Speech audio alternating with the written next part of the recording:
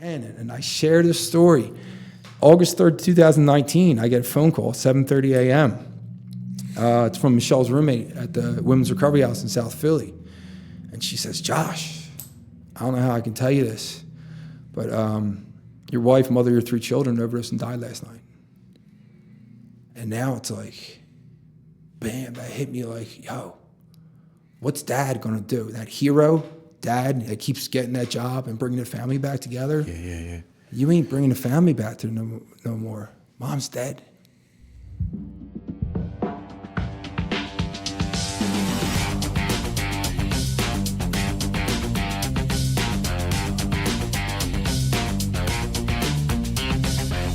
Welcome to Just Today, where our platform is a reminder that recovery isn't a solitary journey. It's a community of connections where our guests share their stories and the power of recovery. Just for today. Now to your host, Mike Schutte. So welcome back to Just Today. I'm looking forward to a conversation. I have a gentleman here, Josh, who I've known. I know your wife, and we had some conversation. And she said, "Oh, you got to get my husband on the podcast." And I called you up, and you were ready to go. So welcome to the show. Appreciate it. Thank you, Mike. Thank you very much for having me. I always say it's an honor and a privilege to be in service anytime I can to recovery. Thank you. I'm looking forward to hearing your story. So tell me just a little bit about your background, like, where you're from, where you grew up, what's your dynamics and all that good stuff. Delco, born and raised, Delaware County, Pennsylvania, Springfield. Right. I just recently got in conversation about someone like, does the parenting you had, does your family directly affect the fact that you're an addict or an alcoholic? And I have to say no. You know what I'm saying? Like, I've seen some of the most vicious addicts, alcoholics come out of the most perfect households. Was mine a perfect household? Absolutely not. You know what I'm saying? Like, we had those ominous warnings, that line in Big Book, which I failed to heed. It was a big drinking household. You know what I'm saying? Our house was across the street from a famous bar in Springfield, the Red Eye Tavern. Anyone knows. My dad and all his buddies after work would go there drinking. Okay. All my uncles and stuff. And I remember, like, on weekends, I used to think this was so cool. Like, they'd go out drinking, and like my one uncle was singing in a band at the bar, and he'd come home and he'd sleep on the pull-out couch in the basement, and he'd wet the bed. And we think, oh my God, it's hilarious. That's so cool. But like, clear-cut signs of alcoholism. Yeah. Fast forward a couple years forward, my uncle, my dad's brother, got a DUI crash and got partially paralyzed on one side of his body. Okay. Our cousins, which were the same age as us, as me, my one younger brother, Danny. Like, I'm the oldest of 3 brothers. But my 2 cousins had to live with us for several months. And it's that line in Big Book comes through again, an ominous warning, which I failed to heed. Yeah. Like, this is all of us. With the 4 of us growing up through middle school and high school, we were like inseparable, us cousins, but like their father was in a DUI crash. And you just think that stopped us from drinking? Absolutely not. Right. Yeah. I remember early when it started too. When we first started drinking, we used to think it was so cool. I remember, I don't know if I'm dating myself, but I remember this movie called Dazed and Confused. I don't know if you've ever seen it. Matthew McConaughey, right? Oh, yeah. Yeah, it's all right. Yeah, it's cool. It's basically, it's a movie about a bunch of Texas football players, right? Yeah. They've keg parties in the woods. Yeah. And they travel around every single weekend and go to Aerosmith concerts. And like, growing up in Springfield, Delaware County, like, I saw that movie at like 12, 13 years old. I was like, dude, that's what life should be like. And like, for a long time. Yeah. When did you pick up? When was the first time you started drinking? Like, what was it? So, I'm going to back up again. You know, what you said is something that, and I think that is, it was just the way we were raised, right? Like, drinking was just got kind of a piece of it, right? And so when did, it's kind of what you knew, and that's what you did, right? Like, you're just kind of expected to, like, all right, this is what we do, right? So like I said, my parents were drinkers. They had, in the basement, they had a little corner bar. Yeah. And I can remember from a very young age, we would steal some of the alcohol out of the bar, and we'd water the bottle back down. Eventually, I remember one Christmas, he had like one of the priests from up the street from St. Francis come over. He offered him like a rare glass of whiskey or something. And the priest was like, this is like water. What's going on? And that's like, oh, jig is up. Man, I was young, probably 10, 11 when that happened. But like, from early age, we were drinking. early age. Yeah. I remember doing the same thing. I know. God forbid if my mother put the vodka in the freezer. Yeah, I remember that. I mean, yeah, It's like the bottle broke because it had water. it was all water. Yeah. Oh, Yeah, we did all that. All that the stuff. shit we did. Huh? Yeah. The shit Drinking we in did. the woods, keg parties. Okay, and then just kind of progressed from there, right? Oh man, I was an alcoholic from 14. I literally, like, I have scars covering my entire body, and they're all from drinking and drugging. I remember I was 14 years old. I was at we were drinking across the street from a birthday party. And it was Route 1, and I was crossing the street, 4-lane highway, cars doing 55 miles per hour, drunk, got hit by one car, ran over by the other. And I had to get medevaced to the University of Pennsylvania, and I was on like life support for 2 weeks. But when I came out of it, I was young, I was lucky, I was in good shape, and I remember it was like 3 months. It was freshman year of high school. It was the summer going into high school is when I got hit and run over. I remember freshman year of high school, the lacrosse team, I still was able to make practices and stuff. Like 3 months later, only with 2 broken ribs, so they decided to throw a keg party for me. So 3 months later, did I learn my lesson? No. 14 years old, absolutely not. Yeah. And it just continued. Like I say all the time to my sponsees, I was like, I can't tell you the exact moment when I became an alcoholic. You know what I'm saying? It was an invisible line. Like you can change a cucumber into a pickle, but you can never change a pickle back into a cucumber. It's just somewhere in that 3-4 year, you know what I'm saying, high school, that range, I crossed that imaginary line. Yeah. No, and I can relate to that. I mean, I've been asked the same kind of question, right? And I remember like stealing booze and drinking it and getting sick and getting in trouble, and I was like, oh, I found it. Like, this is what I'm going to be doing. Like all the shit that came with it, and I'm like, I gravitated right to that. Like, and it was on from there. That was it. I mean, we had some great times. Don't get me wrong. Like, I'm with you. Yeah. Like concerts. We went to all kinds of concerts. You know what I'm saying? Like growing up, like right outside of Philly, we took the trolley down to the city. We made like. I remember when my first concert was, I saw Pantera open up for Black Sabbath. Okay. And like, my cousin didn't make it in. He got alcohol poisoning in the parking lot. But it was still a great show. You know what I'm saying? Like, just everything went hand in hand. I know. It was just a part of the shit. Yeah. It was like, whatever. Yeah, that was it. That's what we thought. Like I said, from an early age, I thought it was like sex, drugs, and rock and roll. Let's go, dude. Let's do it. Yeah. And everybody that we hung out with kind of did the same shit. You know what I mean? I didn't know any better. I was like, all right, that's what we're gonna do. You know that's who I idolized. You know what I'm saying? Looking up. Yeah. We could sit here and talk about stories for just on concerts for like two hours. Absolutely. Yeah. I totally could. So. Keep telling me. Tell me about the progression of it. So where does it take you? How, like, when you're younger, when do things like just keep moving if you can? Like, so it's always like my driving force was always pride and ego. You know what I'm saying? So it's always pride and ego. It always makes me keep going. You know what I'm saying? I always want to fit in. It's like I always say, my ego would be like it's like a puffer fish. You know what I'm saying? When it gets very proud, it swells up like a big fish, and then when it gets full of shame and self and giddy, I shrink down. You know what I'm saying? So no matter what was going on the inside, like I always had to keep up the appearances on the outside. So I always had to be with the in crowd. You know what I'm saying? Yeah. So even though I was clearly like, my parents tried to get me in rehab at 16 years old, and I remember I was being recruited to play lacrosse for Division I schools, and like they took me to Miramont University. They gave me Miramont rehab, and they gave me like a tour. And look, I'm like, as soon as I go in there, I'm not like any of these guys. I'm not like this guy. I'm not like this guy. Like, I'm getting recruited. D1 recruits are taking me. And know what they do on recruiting visits, right? And they could take you out to drink. Yeah, exactly. Yeah. So they're taking me out, and they're doing exactly what I want to do. Yeah. So there's no way you're going to tell me I'm an alcoholic at 16, 17 years old. Yeah. But like I said, so it was always my successes in life, my pride, my ego to always try to keep up that exterior appearance, to make it look good, always helped me hide my alcoholism.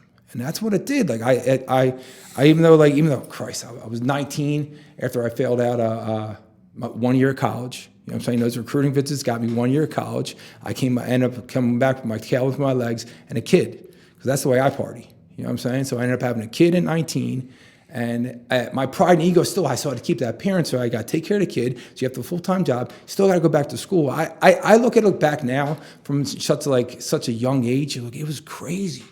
It was absolutely insane, and I still had to drink the way I wanted to drink. Right. You know what I'm saying? So I keep chasing the money, keep chasing the girls, as well as the partying, because you gotta have that part. That's not sacrifice at all. Yeah, what do you do at that? What are you doing for work and stuff when you're like around that time? So I'm trying to think. I'm gonna tell you when I met with my first wife, Michelle. Okay. I was a bartender at Iron Hill Brewery right there on State Street Media. She was a hostess. I was finishing up my degree at a community college after getting kicked out of school for the first time, still paying child support for my first son. And I met a girl, the head hostess at Iron Hill, who was 19, and she had been kicked out of most of the bars on State Street already at 19 years old. And she drank like I would drink. And I was like, yo, what's up? Yup, that's it. She drank like I drank, and she was gorgeous. I was 21, she was 19. Yeah. I was like, so let's go. And you know what? We fell in love. Like, she loved the fact that I had a son, and she was amazing, and we started this life. And you couldn't tell us that we were alcoholics. You know what I'm saying? Because now there's two of us together. We're codependent. We got married. We had another kid. I remember with that college degree and that pride, that ego, we would keep trying to keep those external appearances out. She was a very successful hairdresser.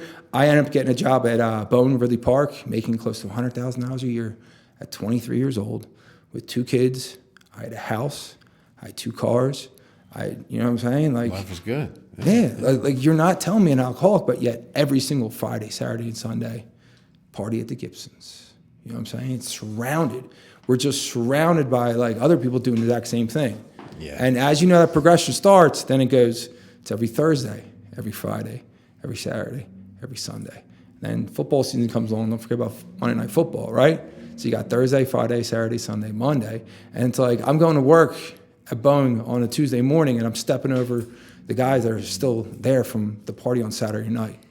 I got my kids sitting on the couch eating cereal before they go to school, be like, yo, Dad, you got to get him out. He stinks. But you're not going to tell us that we were an alcoholic. We just thought that was that lifestyle. You know what I'm saying? We're constantly surrounded by that types. Yeah.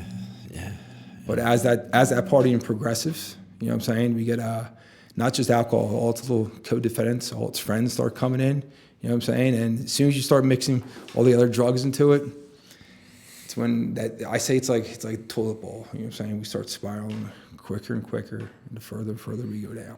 Mm-hmm. So I love my wife, Michelle, and we were two, like, when I talk about a lot about codependency, like we were each other's like biggest fans, you know what I'm saying? Anytime something happened in my life, let's say like I lost that job at Boeing, you know what I'm saying, directly because of my drinking, but it just so happened 10 days after I lost that job, there was this big drug sting, and a bunch of people got busted. So it was like, oh, my wife's like, oh, see, it's not your fault. They were selling drugs there. It's not your fault. Yeah, we moved those kids in 4 years to 6 different school districts. Each time we had a different excuse. You know what I'm saying? The principal had it out for us. The neighbors were bad. You know what I'm saying? Just been moving everywhere in Delco over and over again. And that was that codependency. We were two alcoholics, which were just, I say we created this weapon we called the blame thrower. Anytime anything went wrong in our life, blame someone else. Yeah. And it was the same thing. It was very easy to, because no matter what, we loved each other, but we always had each other back. So there was never actually, you know what I'm saying, that bottom. I never had to look at myself, at my own drinking, because I always had my number one cheerleader, my partner, my wife. Right next to you. Right next to you saying, nah, it's not us. You know what I'm saying? It's not us. Yeah. And that fed the progression, right? That sped the things up more, because it's always, I never felt that emptiness. You know what I'm saying? I never hit that bottom internally, because I always had... Yeah, you had a partner right there that was lifting you same up. Same thing, again and again and again. Yeah, and I love talking about, I always talk about the geographical relocation. You ever try that solution, right? Yeah. It's not us. I went to Florida for that. Yeah, same here too. So what we did after it was like the 6th school district in 4 years, It's a Tuesday in February. I was like, you know what we're going to do? I packed the whole family up, grabbed a U-Haul, tied it on the back of the Jeep, and we went to West Palm Beach, Florida.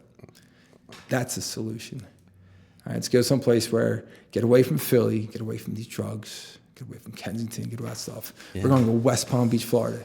And you talked about Sarasota, but as you know, you go to Florida, there is a bar on every single corner. Yes, there is. Yep. There is. Yeah. So, and gas stations sell booze, and it's a lot different than like Philly. Yeah.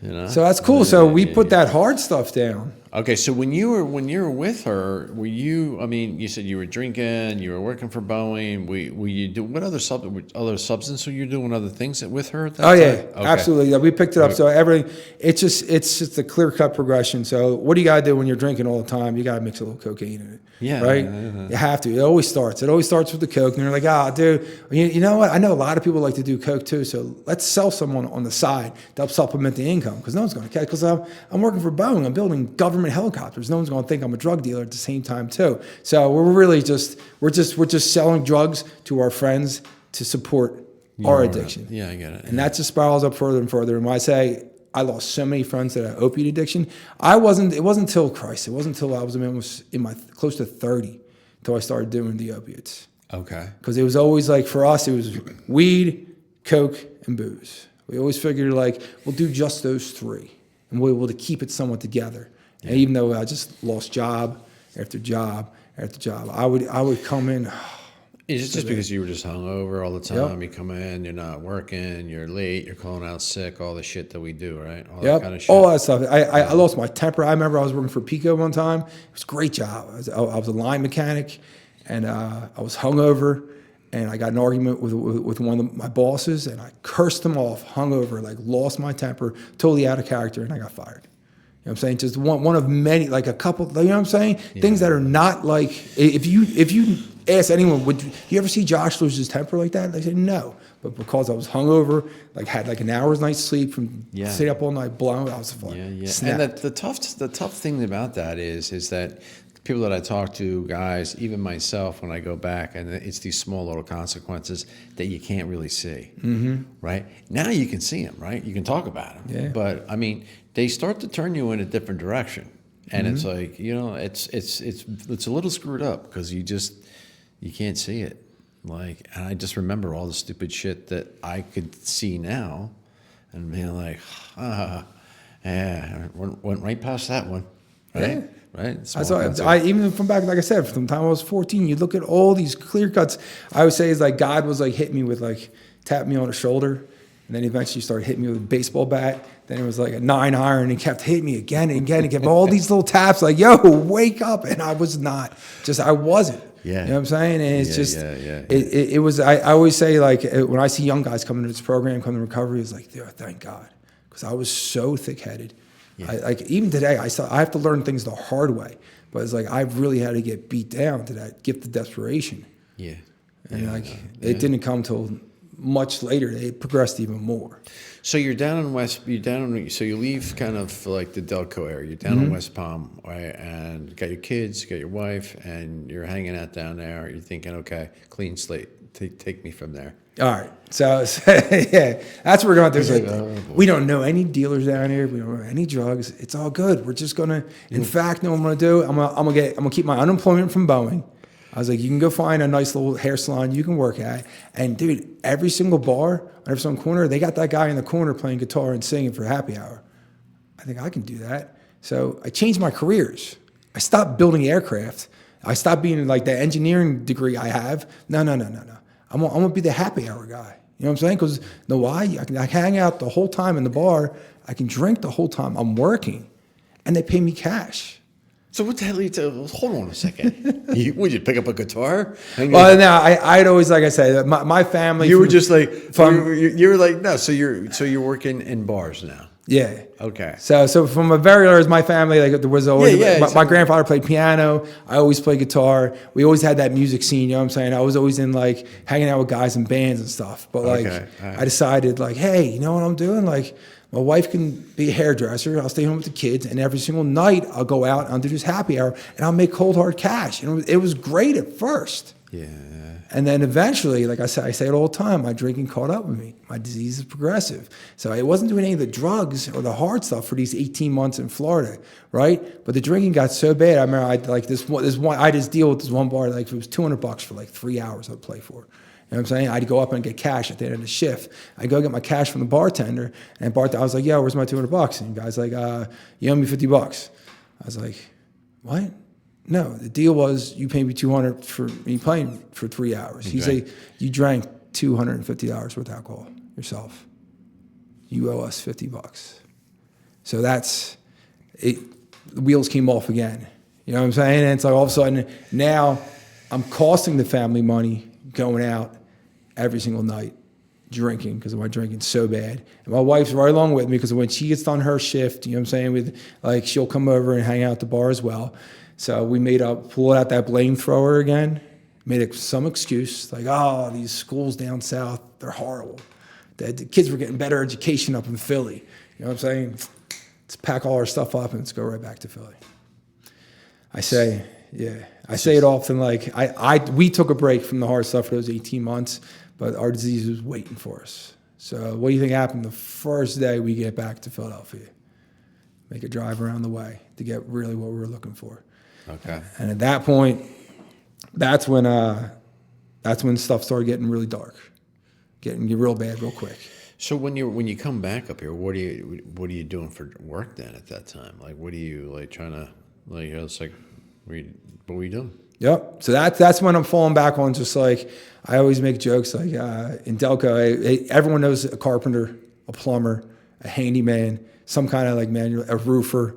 And it's like I'm doing that stuff. Like I'm the son of a carpenter, so it's like I always grew up on construction sites. So I always find little odds and ends. Same thing with my wife. She can always fall back on bartending. Yeah. I always tell the kids. I tell my teenage sons now. It's always get into serving. It's always something you can fall back on quick. So I'm doing that. But in the meantime, our disease is running rampant. You know what I'm saying? We're back. It's the alcohol's now fading off a little bit, and now it's just the drugs. Okay, so it's just opiates, the blow, doing all that kind of stuff? Yep, this is opiates around that time where like Perk 30s are becoming too expensive. You know what I'm saying? And I have a friend when I come back from Florida that says, "Hey, look, there's this little blue baggie that does the exact same thing for a whole lot cheaper." Yeah. And that's like I said, it's like that toilet bowl starts spinning faster and faster and faster. Yeah. And that's when me and my wife, we start becoming self-aware. We're like, we got a problem. You know what I'm saying? Yeah. We can't hold any of these jobs, these menial, these waitressing jobs, these serving jobs, these bartending jobs, these part-time construction jobs. Can't hold any of them. Mom and Dad, we need help. Take the kids. So then we give the children to my parents, and we decide let's see what this rehab thing's all about. So we go to treatment for the first time. It's like we both decided she goes to a different one, I go to a different one. And everything works out just happy in the way you thought. Nope. We thought. You're the first. End of story. Yeah, end of story. Yeah, I know. First time now. Self-knowledge would fix this, right? We're addicts, alcoholics. That's it. I just have to know about this, and that's it. Yeah.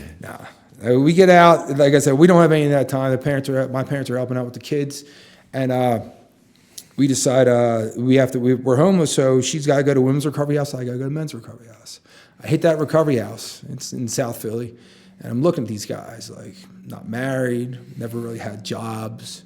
You know what I'm saying? Like just totally like I'm not like him, not like him, not like him. You still can't see it yet, then? Nope, still can't see it. And this is when I start this cycle. We start this cycle where we're treating treatment as like an oil change. Right, we're going in there. So we start building. I always talk about that pride and ego. It's always like I always got to build up the exterior. Yeah. You know what I'm saying? Because inside I'm nothing. Inside I'm empty, and I don't want you to know that. I don't want anyone else to know that. So I hit these recovery houses. I'm going these beginners meetings, and like I'm looking at these people. I'm not like any of these people. You know what? Like, I got a good resume. You know what I'm saying? I got a degree.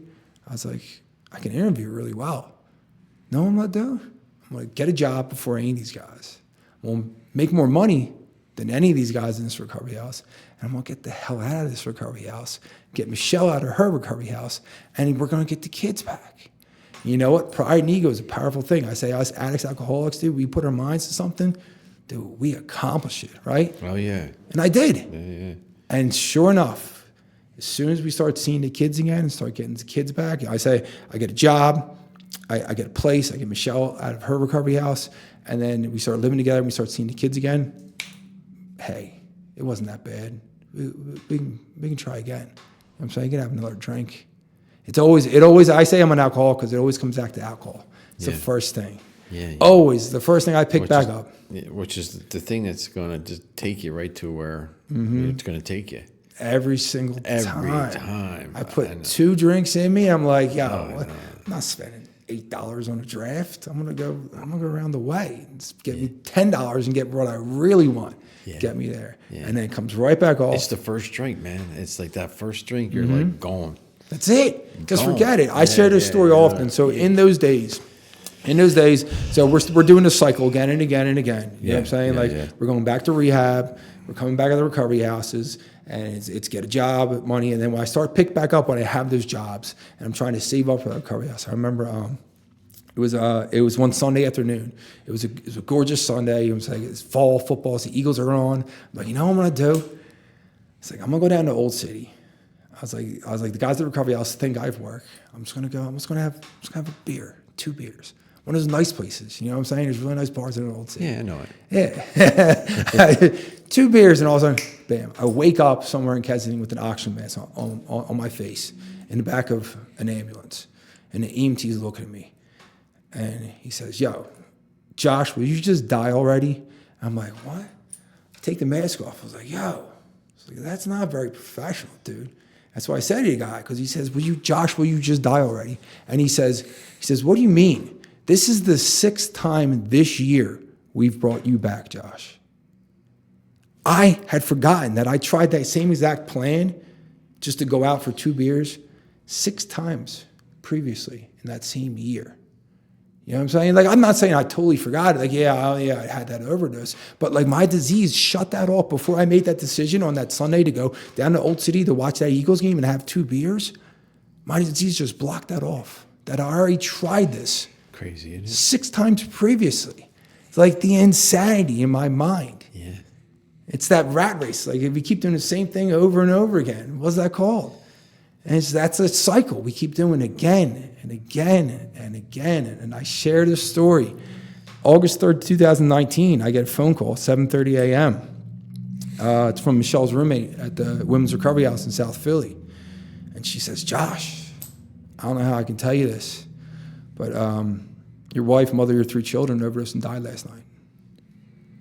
And now it's like, bam, that hit me like, yo, what's dad gonna do? That hero dad that keeps getting that job and bringing the family back together? Yeah. You ain't bringing the family back to no more. Mom's dead. And so I made that decision. I was like, yo, that's it. Like, this is it, dude. Like, I mean business this time. The day after her funeral, I told everyone who was lined up at the viewing, I was like, yeah, going to rehab right after her funeral. I was like, I'm not going for like 30 days. I'm doing the 90 day. I mean business this time.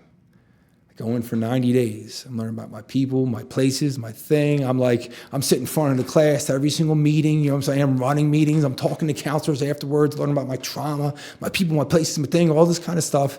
And meanwhile, I say it all the time. My disease is outside in the parking lot doing push-ups. You know what I'm saying? I'm still not thinking I'm like any of you other people. And maybe it was 3 days, 3 weeks, 3 months, it doesn't matter. Some trivial, small little justification, some stupid excuse for me to pick back up. I picked back up again. And then that's when things got dark. Things that for me alone, I didn't have my partner in crime. You know what I'm saying? She was gone. There was now no more. It must have been devastating, man, to get that news. Like, you had to just be like. And people were telling us, when I say they were telling us for years, like, one of you 2 are going to die. Right. Like, one of you, if not both of you, are going to die. Like, we had friends. Like, I say, like, I got Pearl Jam tattoo. I was at one of those concerts. We've seen Pearl Jam a bunch of times. We had a core group. There was 4 of us. We would always go see Pearl Jam together. And like, we had kids. My boy Kenny, his baby mama Nicole, Michelle, and me, and our kids we'd get babysitters together because it was cheaper to get one babysitter for all the kids, and we'd go to concerts together. Kenny overdosed and died. Nicole overdosed and died. Michelle overdosed and died. I'm the only one left. So people were telling me for years, like, this is going to happen. This is going to happen. And I meant business too. I remember that 980 rehab, like I was talking about, like, this is it. Yeah. This is it, man. Like, this is my kids. You know what I'm saying? They lost their mother. This is business. And it was just, it still wasn't enough. My disease was more powerful than that, man. And it took me to the point where I was like, fast forward, like, I think it was like 12, 13 months later, I'm homeless, living on Atlantic City Boardwalk with that guitar and a bag of clothes. It's the middle of the summer. And I'm thinking, like, I got this. I'm going to figure this out. Remember we talked about beforehand? It's great. I'm going to figure this out. You're funny. I got this. There's a PFA against me. I can't see any of my 3 children. Can't talk to my parents. Got a PFA against me after some crazy shit I did high one night. You know what I'm saying? But, like, Yeah. I'm going to figure this out. I got my hat out for money as I'm playing guitar on the boardwalk in the middle of the summer. I'm like, it's all going to be okay. I'm going to figure this out. Like, it's sunny. It's like, yo, I look good. I got a tan. I'm out in the sun all day long. I'm all right. I got a good tan. Like, I look good playing this guitar. I haven't eaten for 3 days. But you ask me, it's like, yo, I got a 6-pack. Do you see that? You can see those ribs. It was good, dude, right? I know how we justify it. This is why I'm justifying my ad. I'm like, this is what's going to happen. Like, you ever seen, like, American Idol or The Voice? And you got those backstories of, like, these great stories. This is what's going to happen. Someone's going to walk by me on Atlantic City Boardwalk, hear me singing and playing. Yeah, you're laughing, but it sounds insane. But to me, that's how it worked out. And this is how I'm going to get off the boardwalk. This is how I'm going to get to see my kids again. This is how it's all going to come. It's all going to work out like this. And by the end of the night, when it didn't work out like that, you know what I'm saying? And I didn't have enough to get what I wanted, you know what I'm saying, to numb the pain that I was going through. The next best thought in my head was, yo, those kids don't deserve a father like you. Those kids are better off being orphans. Let's kill ourselves. And I remember I jumped off the bridge going from, I was like hotel hopping with like a group of like gypsies, you know what I'm saying? And I was in Somers Point, New Jersey. I had this great idea. I was like, let's jump off this bridge and try to kill ourselves.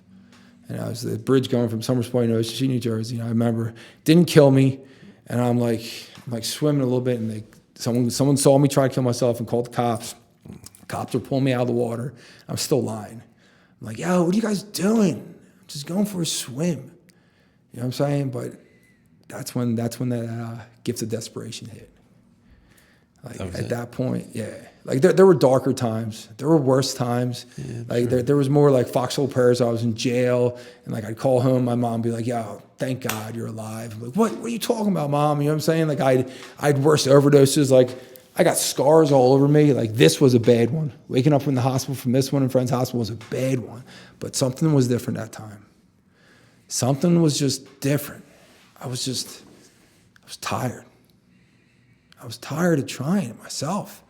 Like I can sit here and tell you right now, Mike, that all those people in those, remember I said Dazed and Confused days, that all the people I played football with, played lacrosse with, and did those parties, and all those Pearl Jam concerts with, I shared about before. They're all either dead or they're in the rooms. They're in recovery right now. And something just changed. That was the first time in my life. I called up a buddy of mine I went to high school with. And he was managing a recovery house in Chester, PA, and I'm sitting on the Jersey Shore. And I was like, yo, I don't know. I'm done. I don't know. He's like, can you get this recovery house by tonight? I said, I'll find a way. And that's what kind of started my whole journey. The only thing that got me to that point was just like, I said it was a gift. It was an absolute gift of desperation. I was just done. I was just tired. I couldn't do it anymore. That's how I started this journey. Desperation's a gift of God. I know that one really well, man. Absolutely. I know that really well. And so then you got into Chester, right? And you went to that recovery house, and that's when... Yeah, you had to do 90 meetings in 90 days. And so I always tell people, I was reading... And that was how many years ago now? How many years ago? So about 5. That's 5 years ago. 5 years ago, okay. Yeah. All right. So I I always tell people all the time, like the purpose of like our meetings and purpose of these recovery houses is all about hope. You know what I'm saying? We have to bring hope to people like me who come in completely done. You're like, I'm out of solutions. I don't have any other solutions. Like, and what's the best way for hope? HOPE, hearing other people's experience. Yeah. I went to enough meetings and enough time, and I found that one message. Because remember, I sat in those meetings, I sat in those recovery houses and said, I'm not like you, Mike. I'm not like you. I'm not like you. And eventually, you go to enough meetings, you hear your story. Yeah. You hear your story come out of someone else's mouth. Yeah. And I heard that at a God Out of Understanding meeting, someone who drank like I drank. And he felt like the way I felt. And he had the loss like I lost. He lost his wife to an overdose too. Mm-hmm. And then he shared about his solution at a God Out of Understanding meeting. And that's when I asked that man to be my sponsor afterwards. And he took me through this process, like I said. And I could sit here for hours and talk to you about like what recovery has done in my life. It's been like they always say, well, what's the one thing you got to change? Is everything. Change everything. Yeah. And it's been an absolute miracle. Absolute miracle and absolute joy. And I wouldn't want to change a thing, honestly, because that's where some of the most gratitude I have for everything that I did was the journey. You know what I'm saying? The struggles, everything. Yeah, it's not the journey, the destination. It's who we become in the journey, right? Mm-hmm. Yeah, I certainly understand that. Like when you talked a little bit about like, some of those consequences, I'm like, yeah, that was just a part of it, like, right? It's the acceptance of that journey, right? Even though that there's pieces that you want to change, you can't change. It was just a piece of that. Is what we have today. Mm-hmm. Right. Yeah. And I face a lot of those things. A lot of those things in my past. A lot of the dark. That's what you have to do. You have to take this clear cut plan of action and cleaning up the past. Yeah. You know what I'm saying? Like that. That's where the rewards were. You know what I'm saying? Really like facing those fears, changing myself from the inside out. Yeah. Is what I had to do. I had always like, let's get a recovery house, let's get a fresh haircut, new pair of shoes, and a good job. You know what I'm saying? Look at me, I'm totally different. I may look different, but I'm the same inside. Yeah, in the inside. It's same like version, right? It's like I'm putting on a brand new suit, but I'm wearing the same shitty underwear I had on for 3 years.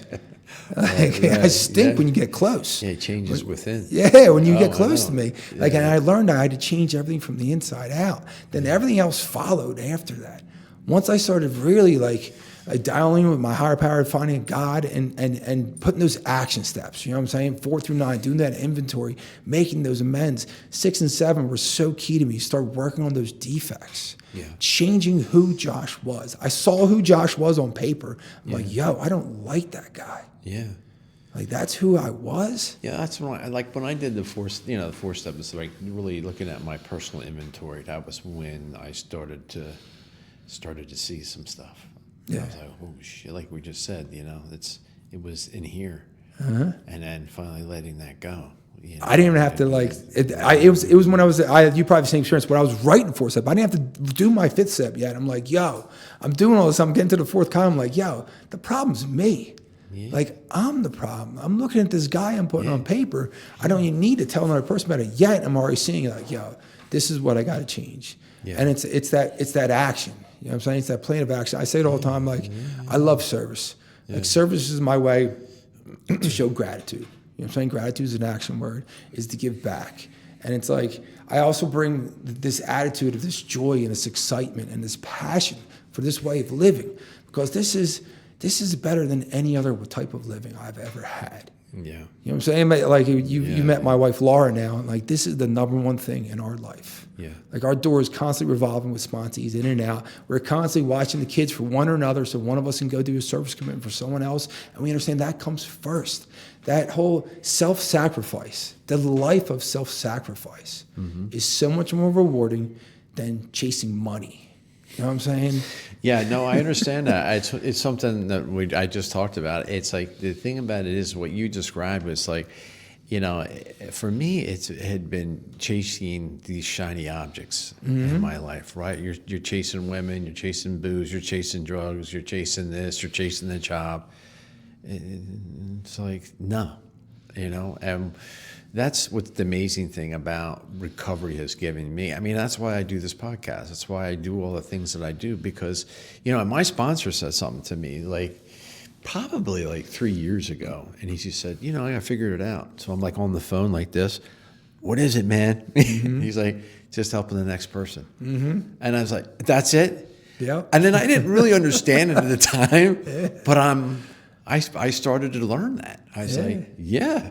He's actually right. It's and when I was writing this book and doing this stuff, I think the story wasn't about me. It was about us. Yes. And that's the cool thing about it. Recovery is about us. Yep. And there's nothing more powerful than seeing somebody that starts to make that turn in their lives and they start to see a different way of life.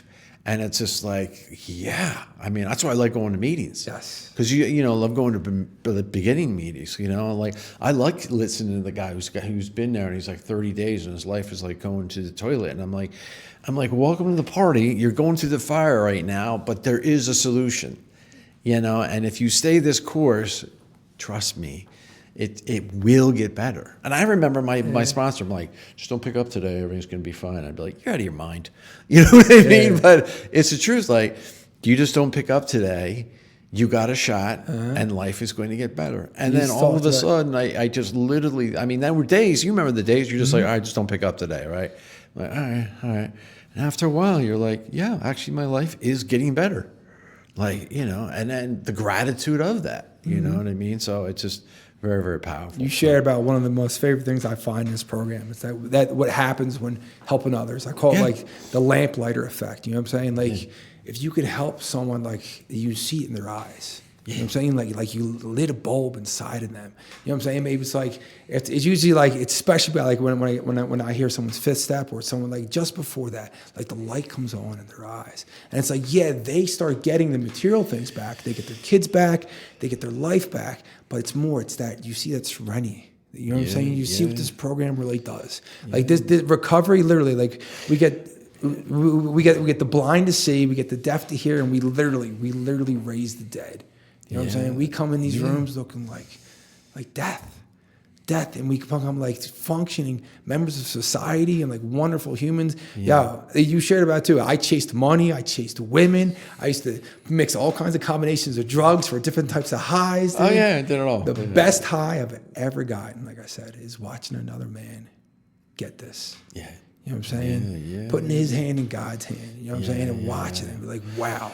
And I think you said something, it's just for us, sitting here sharing our stories, right? So when I was going through my early, holy shit, I'm I'm in the middle of a fucking fire, right? I am in the middle of this. And I remember, like you said earlier, it's someone shared something about their DUIs and their issues and where they were at today. And I was like, holy shit, there's hope. Mm-hmm. Holy shit, there's hope.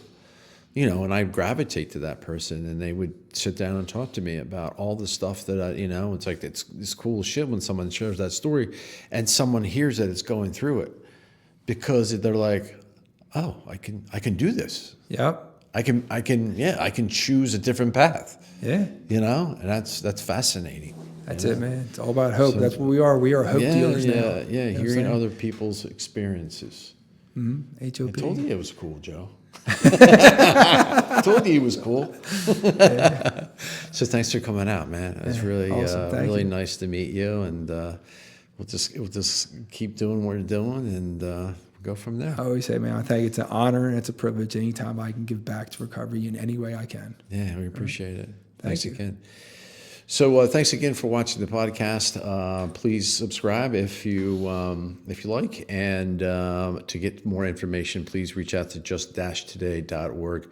We're happy to help in any way. Thanks.